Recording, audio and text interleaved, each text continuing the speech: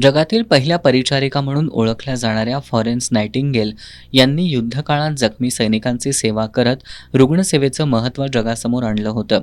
रुग्णसेवा हीच ईश्वर सेवा हा संदेश देत त्यांनी सुरू केलेली सेवा परंपरा आजही अविरतपणे सुरू आहे. त्यांच्या कार्याचा गौरव करण्यासाठी जागतिक परिचारिका दिन साजरा केला जातो.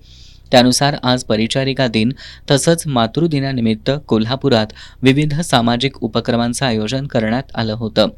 इव्हेंजलिकल नर्सेस फेलोशिप ऑफ इंडियाच्या कोल्हापूर शाखेतर्फे CPR चौक परिसरात गरजू नागरिकांसाठी मोफत कोल्हापुरी थाळीचं वाटप करण्यात आलं. या उपक्रमाला नागरिकांचा उत्स्फूर्त प्रतिसाद लाभला. तसंच ख्रिश्चन एकता मंचच्या माध्यमातून वारणा कोडोलीतील अनाथ मुलामुलींसाठी जीवनावश्यक वस्तूंचं वाटप करण्यात आलं. यावेळी ब्रदर जॉन विजय भोरे, पल्लवी धनवडे, नीता माळी, चारुशीला जॉन भोरे, जीवन चव्हाण यांच्यासह CPR रुग्णालय आणि सावित्रीबाई फुले हॉस्पिटलमधील परिचारिका उपस्थित होत्या.